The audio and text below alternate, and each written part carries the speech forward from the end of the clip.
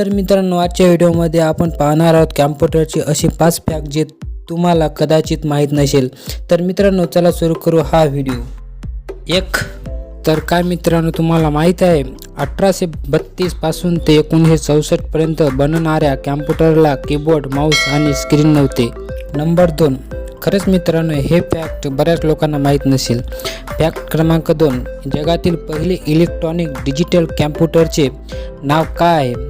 तर मित्रांनो, काहीच लोकांना माहीत आहे किंवा नाही, तर माहीत असल्यास माझ्या कमेंटमध्ये नक्की सांगा। तर जगातील पहिल्या डिजिटल कॅम्प्युटरचे नाव आहे ENIAC। फॅक्ट नंबर 3, कॅम्प्युटरच्या विकासासाठी सर्वाधिक योगदान व्हॅन न्यूमॅनचा आहे। फॅक्ट नंबर 4, भारतात नवीन कॅम्प्युटर निधीची घोषणा नोव्हेंबर 1984 मध्ये केली होती। फॅक्ट नंबर 5, भारतात पहिले कॅम्प्युटर 1967 मध्ये इलेक्ट्रॉनिक कॉर्पोरेशन ऑफ इंडियाने बनवले होते।